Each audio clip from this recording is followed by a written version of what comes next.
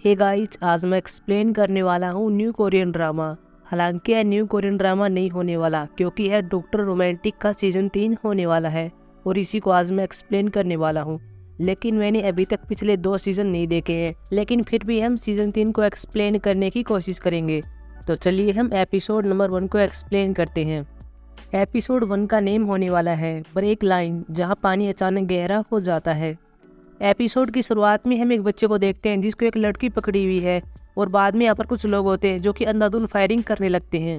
Doctor romantic season 3 का पहला episode season 2 के समाप्ति के 3 साल बाद शुरू होता है। एपिसोड की शुरुआत में हम एक दक्षिण कोरिया की नौसेना के जहाज को देखते हैं जिन्होंने अपनी जहाज पर कुछ सिग्नल मिले हैं और ये सिग्नल एक बड़ी बोट के थे जो कि इन्हीं की ओर आ रही थी। बाद में कुछ सिपाही इस बोट के ऊपर जाते हैं जहाँ पर कुछ आदमी घायल हो चुके थे और कुछ आदमियों की जान जा चुकी थी। साथ में यहाँ पर सिपाहियों को एक बच्चा भी मिलता है। यह बच्चा वही होता है जो कि हमने एपिसोड की शुरुआत में देखा था। इस बच्चे के साथ वही लड़की थी जिसने इसको एपिसोड 1 की शुरुआत में पकड़ा हुआ था, यानी कि यह इसको उस टाइम बचा रही थी। इस महिला ने यहाँ पर इन सिपाहियों को चाकू दिखाया हुआ है और इनसे कहती है कि तुम कौन हो। ये बताते हैं कि हम सिपाही हैं और हम आपकी मदद करने के लिए आए हैं। आप लोग कौन हो और यहाँ क्या कर रहे हैं। बाद में यह लड़की कहती है कि हम उत्तर कोरियाई हैं, प्लीज हमारी मदद कीजिए। साथ में यहाँ पर जितने भी मरीज थे उनमें से कुछ मरीज यहाँ पर घायल होते हैं, कुछ मर चुके थे और जिनमें से एक मरीज इस लड़की का पिता होता है जिसका काफी खून बह चुका था, इसको काफी गोलियां लगी हुई थी। बाद में ये सिपाही इनको अपनी जहाज पर ले जाते हैं और इनका इलाज कर रहे थे। यह लड़की अपने पिता के पास बैठी हुई थी और यहाँ पर नौसेना का डॉक्टर इसके पिता को बचाने की कोशिश कर रहा था। इसके पिता का यहाँ पर काफी खून बह चुका था और खून अब भी बह रहा था और यह नौसेना का डॉक्टर इस खून को रोकने में असमर्थ था। यह लड़की पूछती है कि डॉक्टर कब आने वाले हैं। ये नौसेना का डॉक्टर कहता है कि वे बहुत जल्दी आने वाले हैं। तभी हम देखते हैं कि यहाँ पर कुछ डॉक्टर भी आ जाते हैं, लेकिन इससे पहले कि ये डॉक्टर इस मरीज का इलाज करें, यहाँ पर जो जहाज का कैप्टन होता है वह इन डॉक्टर से कहता है कि पहले आपको यहाँ पर साइन करने होंगे। ये पूछते हैं कि ये क्या है। तो कैप्टन बताता है कि आप यहाँ पर इनका इलाज कर रहे हैं, आप इसकी सूचना कहीं बाहर लीक नहीं कर सकते। अगर आपने ऐसा किया तो आपका कोर्ट मार्शल कर दिया जाएगा। और इसके बाद ये सभी इस पर अपने साइन करते हैं। हालांकि ये अपना इंट्रोडक्शन भी देते हैं जिनमें से ये बताते हैं कि मेरा नाम वू जिन है, इसका नाम युन टक है और इसका नाम इन सू है। इस तरह तीनों अपना इंट्रोडक्शन देते हैं और बाद में ये मरीज के पास जाने लगते हैं। तभी यहाँ पर वो जिन कमरे में उसी लड़के को देखता है जो कि हमने एपिसोड 1 की शुरुआत में देखा था। साथ में वो जिन एक मरीज को और देखता है जिसके हाथ को चोट लगी हुई थी। बाद में तीनों डॉक्टर उसी मरीज के पास आ जाते हैं जिसको गोली लगी हुई थी। साथ में यहाँ पर इसी मरीज की बेटी बैठी हुई थी और वहीं से कह रही थी कि प्लीज मेरे पापा को बचा लो, और इस लड़की का नाम री बोक यंग था।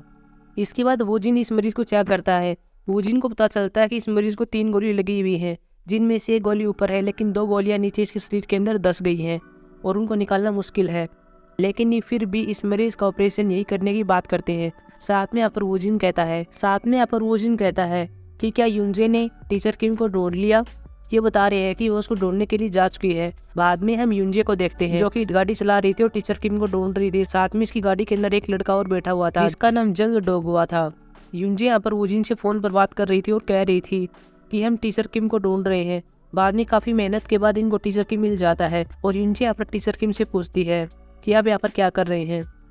टीचर किम बताता है कि मैं यहाँ पर मछली पकड़ रहा हूँ और वैसे ही मेरी छुट्टियाँ चल रही हैं, तुम यहाँ पर क्या कर रहे हो। युनजे यहाँ पर कहती है कि एक मरीज को गोली लगी हुई है और उसका काफ़ी खून बह गया है और उसका ऑपरेशन एक जहाज पर होने वाला है, इसलिए आपको वहाँ पर जाना होगा। बाद में टीचर की वूजिन से बात करते हैं और उससे हालात के बारे में पूछते हैं। वूजिन बताता है कि मरीज को 3 गोलियाँ लगी हुई हैं, जिनमें से 2 गोलियाँ अंदर हैं, उनको निकालना मुश्किल है। साथ में काफ़ी खून भी बह चुका है। टीचर किम कहता है कि कितना खून बह चुका है।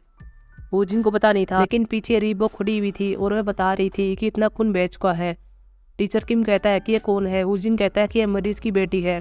तभी हम देखते हैं कि टीचर किम के ऊपर हवाई जहाज आ जाता है जो कि इसको लेने के लिए आया था। टीचर किम यहाँ पर वूजिन से कहता है कि तुम मरीज का ऑपरेशन स्टार्ट कर दो, मैं 30 मिनट में तुम्हारे पास आ जाऊंगा। वूजिन कहता है कि ठीक है। लेकिन जब यहाँ पर पेशेंट का ऑपरेशन स्टार्ट होता है तभी हम देखते हैं कि पेशेंट को कार्डिक अरेस्ट होने लगता है, जिससे इसकी पल्स लॉस होने लगती है और पेशेंट का ब्लड प्रेशर गिरने लगता है। इसी बीच हम देखते हैं कि यहीं पर हेलीकॉप्टर में टीचर किम आ जाता है, साथ में युनजे होती है, इसके साथ जेंग डोगुआ भी होता है।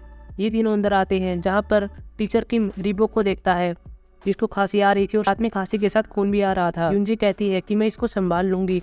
साथ में जेंग डोगुआ भी युनजे की मदद करता है। ये दोनों रीबोक के पास रह जाते हैं और टीचर किम उसी पेशेंट के पास जाता है जिसका ऑपरेशन स्टार्ट हो चुका था। साथ में यहाँ पर टीचर किम एक सिक्योरिटी गार्ड से कहते हैं कि जल्दी से एक इमरजेंसी हेलीकॉप्टर तैयार करो, हमें पेशेंट को यहाँ से ले जाना होगा। और बाद में सिक्योरिटी गार्ड यह पूछने के लिए अपने कैप्टन के पास चला जाता है। अब यहाँ पर टीचर किम और वोजिन और बाकी सभी डॉक्टर लगातार इस मरीज की सर्जरी कर रहे थे, साथ में इसको CPR भी दे रहे थे, लेकिन यह पेशेंट होश में नहीं आ रहा था। तभी यहाँ पर टीचर किम इस आदमी के कलेजे में एक प्लास्टिक की ट्यूब को डालते हैं, जिससे खून इस आदमी के शरीर में सामान्य स्थिति से बहने लगता है और बाद में यह आदमी अपनी सही कंडीशन में आ जाता है। बाद में टीचर किम यहाँ पर अपने डॉक्टरों से कहता है कि हमको इन मरीजों को अपने अस्पताल के अंदर ले जाना होगा और इनके अस्पताल का नाम डोल्डम अस्पताल होता है। लेकिन तभी यहाँ पर कैप्टन आता है, जो कि कहता है कि ऐसा पॉसिबल नहीं है। अगले सीन में देखते हैं जहाँ पर जहाँ से कैप्टन और टीचर किम दोनों बात कर रहे थे, जहाँ कैप्टन बताता है कि हम इन मरीजों को आपके साथ यहाँ से नहीं भेज सकते, ये यहाँ से बाहर नहीं जा सकते। टीचर किम कहता है कि ऐसा क्यों है। कैप्टन बताता है कि उत्तर कोरियाई है और आप तो जानते हैं कि उत्तर कोरियाई और दक्षिणी कोरियाई में शांति समझौता हो रहा है और इस प्रकार ये मरीज यहाँ पर दोषी है और इसी वजह से हम इन्हें आपके साथ नहीं भेज सकते। टीचर किम कहता है कि ये उत्तर कोरियाई होने से पहले ये एक इंसान है और हम दोनों का यही काम है कि हम इनकी रक्षा करें, इसलिए आप मुझे अनुमति दें ताकि मैं इनको अपने डोल्डम अस्पताल में ले जा सकूँ। काफी सोच विचार के बाद ये कैप्टन यहाँ पर हाँ भर देता है। दूसरी ओर यूनजे और जंग डोगवा को दिखाया जाता है, जो कि रीबो का इलाज कर रहे थे। जब ये दोनों रीबो का इलाज कर रहे थे तब यहाँ पर यूनजे को पता चलता है कि यह लड़की राइट लंग से सांस ले रही है और जबकि इसके लेफ्ट लंग से खून बाहर आ रहा है।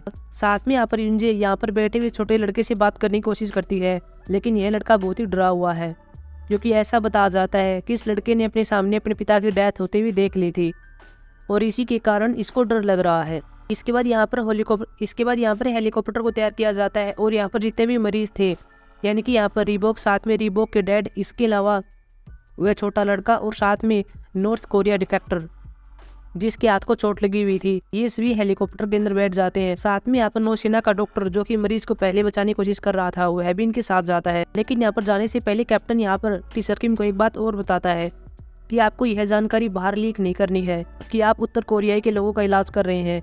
ये ऑपरेशन आपको अनऑफिशियल तरीके से करना है। अगर यह जानकारी बाहर लीक हो जाती है तो हम मुसीबत में पड़ जाएंगे, इसलिए ऐसा न करें। टीचर किम कहता है कि मैं इसका ख्याल रखूंगा, आप चिंता न करें। और बाद में ये सभी यहाँ से चले जाते हैं। अगले सीन में हम डोल्डम अस्पताल के अंदर देखते हैं, जहाँ पर 3 लोग बैठे हुए थे, जिनमें से एक महिला थी जिसका नाम ओ मेयुंग सिम था। साथ में यहाँ पर एक डॉक्टर भी था जिसका नाम डो इल था और इसके अलावा एक आदमी और था जिसका नाम गीताई था। मेयुंग सिम यहाँ पर इन्हें बता रही है कि टीचर किम बहुत जल्दी यहाँ पर कुछ मरीजों को लेकर आने वाले हैं जो कि उत्तर कोरियाई हैं। उनको गोली लग गई है, हमें उनका इलाज करना है, लेकिन ये इलाज हमको अनऑफिशियल तरीके से करना है।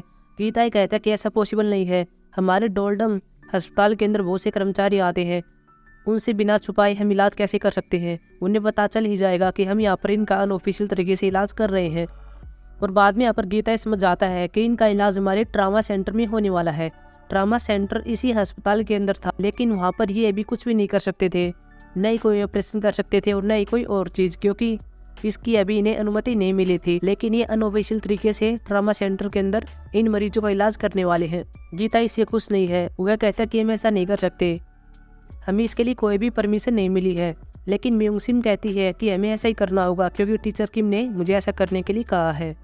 इसके बाद इन सभी पेशेंट को ट्रामा सेंटर के अंदर ला जाता है और वहाँ पर इनकी सर्जरी की जाती है। लेकिन सर्जरी स्टार्ट होने से पहले हम यहाँ पर एक लड़के को देखते हैं जिसका नाम डोंग हवा होता है। उसका कहना है कि मेरी शिफ्ट खत्म हो चुकी है, मैं यहाँ पर रात को क्या कर रहा हूँ, इसलिए वह यहाँ से भाग जाता है। इसके बाद टीचर किम, वोजिन और बाकी सभी डॉक्टर मरीजों का इलाज शुरू करते हैं और बाद में इनको कामयाबी मिल जाती है। साथ में यहाँ पर टीचर किम मेयुंग सिम से कहता है कि तुम इस छोटे लड़के पर ध्यान देना, क्योंकि इसने अपनी आंखों के सामने अपने पिता को मरते हुए देख लिया था और यह बहुत ही डरा हुआ है। मेयुंग सिम कहती है कि ठीक है, मैं इसका ख्याल रखूंगी। अगले सीन में हम डोल्डम हॉस्पिटल के डायरेक्टर को देखते हैं जिसका नाम पार्क मिन गुक होता है और वह एक आदमी से मिल रहा था और इस आदमी का नाम जिन मैन होता है और जिन मैन टीचर किम का पुराना दोस्त भी होता है और साथ में उसका प्रतिद्वंदी भी होता है। मिनगुक यहाँ पर जिन मैन से कहता है कि आपको कार्डियोथोरेसिक सर्जन के रूप में ट्रामा सेंटर में आना चाहिए, आपको वहाँ पर नियुक्त होना चाहिए और इसके लिए जिन मैन मान जाता है। अगले सीन में देखते हैं जहाँ पर यूटेक पेशेंट को देख रहा था और साथ में फ़ोन पर किसी को मैसेज सेंड कर रहा था और यह मैसेज एआरएम को सेंड कर रहा था और कह रहा था कि तुम कब तक लौटोगी, मुझे तुम्हारी याद आ रही है। वह मैसेज सेंड करने वाला था, लेकिन तभी हम देखते हैं कि यहाँ पर यूंजे आ जाती है जो कि यूटेक से पूछती है कि वोजिन कहाँ पर है, वह मुझे नहीं मिल रहा है। बाद में यूनटेक कहता है कि वो झपकी लेने के लिए घर पर चला गया है। तभी हम देखते हैं कि यहीं पर नर्स जू आ जाती है और वह यहाँ पर यूनजी से पूछती है कि तुम्हारा घर कैसा चल रहा है, क्या तुम अच्छे से रह रही हो, शायद हमें मिलकर तुम्हारे घर पर जाना चाहिए। लेकिन यहाँ पर यूनजी कहती है कि अभी मैंने तैयारी नहीं की है, अभी मेरा काम बाकी है और अभी तक मेरे घर पर काम चल रहा है। ये कहकर यूनजी चली जाती है। बाद में यहाँ पर यूनजी यूनटाक से कहती है कि यूनजी और यूजिन 3 साल से साथ में है, लेकिन इनका कुछ भी नहीं हो रहा है, न इन्होंने शादी की है। साथ में यहाँ पर नर्स जू यूनटान से कहती है कि एरम कैसी है, क्या तुम दोनों के बीच अच्छा चल रहा है। लेकिन यहाँ पर यूनटेक इस बात का कोई जवाब नहीं देता। वहीं अगले सीन में एरम को ही देखते हैं जो कि एक आदमी के साथ होती है जिसका नाम मुन जंग होता है और ये दोनों हवाई जहाज में बैठे हुए हैं और कहीं पर जा रहे थे। अगले सीन में देखते हैं जहाँ पर यूनजी अपने घर पर आ जाती है। तभी हमें पता चलता है कि यहीं पर वूजी रह रहा है जो कि यहाँ पर नहा रहा था। बाद में वो बाहर आता है और इसके बाद ये दोनों यहाँ पर बहुत ही ज़्यादा खुश होते हैं, साथ में जश्न मनाते हैं क्योंकि इनका ऑपरेशन सफल रहा। साथ में हम यहाँ पर देखते हैं कि वो जे युनजुन को किस भी करता है। अगले सीन में हम डोल्डम अस्पताल के अंदर देखते हैं जहाँ पर एक डॉक्टर होता है जिसका नाम हाजुन होता है।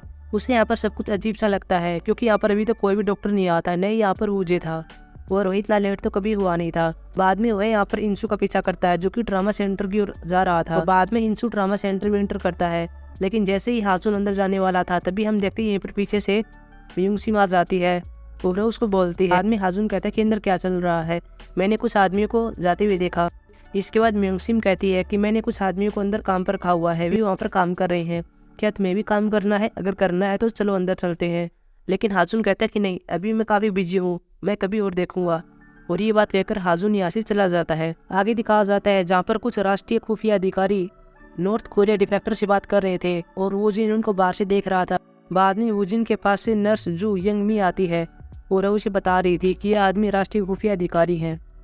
साथ में यहाँ पर वूजिन उसी लड़के को देख रहा था जो कि चुप रहता है, कुछ नहीं बोलता है और उससे एक नर्स बात कर रही थी लेकिन वो कोई भी रिस्पॉन्स नहीं दे रहा था। बाद में वूजिन पीछे से इसके पास कैंडी रख जाता है और बाद में यहीं चला जाता है। हालांकि यह लड़का पीछे मुड़कर देखता है कि एक डॉक्टर मेरे पास कैंडी रखकर चला गया है। वहीं हम डोल्डम हॉस्पिटल के बाहर देखते हैं जहाँ पर मिनगुक जीमैन को ट्रामा सेंटर के अंदर ले आता है जहाँ पर वह गीताई से मिलता है और वह गीताई से पूछता है कि सब क्या चल रहा है, यहाँ पर राष्ट्रीय खुफिया अधिकारी क्यों है। बाद में गीताई टीचर किम के पास जाता है जो कि वूजिन से बात कर रहा था। वूजिन यहाँ पर टीचर किम से कह रहा था कि आपने अपनी छुट्टी ली हुई थी लेकिन फिर भी आप हमारी मदद करने के लिए आए, इसके लिए आपको थैंक यू। टीचर किम कहता है कि तुम में भी बहुत ज़्यादा काबिलियत है, अगर मैं नहीं भी आता तो भी तुम इस ऑपरेशन को संभाल सकते थे। तभी यहाँ पर गीताई आ जाता है और वह टीचर किम से कहता है कि मिनगुक यहाँ पर आ गए हैं। बाद में टीचर किम और वूजिन मिनगुक के पास जाते हैं। मिनगुक यहाँ पर टीचर किम से कहता है कि ये सब क्या चल रहा है। टीचर किम कहता है कि चलो ऑफिस के अंदर चलते हैं, वहाँ बात करते हैं। लेकिन बाद में मिनगुक यहाँ पर जिनमैन की ओर इशारा करता है। जिनमैन को देखकर यहाँ पर टीचर किम चौंक जाता है, लेकिन वह फिर भी जिनमैन से उसके हालचाल के बारे में पूछता है। बाद में उससे हाथ मिलाने की पेशकश करता है। अब यहाँ पर जिनमैन टीचर किम की ओर जा रहा था। सभी सोच रहे थे कि शायद यहाँ पर जिनमैन टीचर किम से हाथ मिलाएगा, लेकिन ऐसा नहीं था। जिनमैन यहाँ पर टीचर किम के पीछे खड़ी हुई यूनजे के पास जाता है और उसको कहता है कि तुमसे मिले हुए काफ़ी समय हो गया है। बाद में यहाँ पर यूनजे जिनमैन को पापा कहती है और ये सुनकर सभी चौंक जाते हैं और बाद में एपिसोड समाप्त हो जाता है।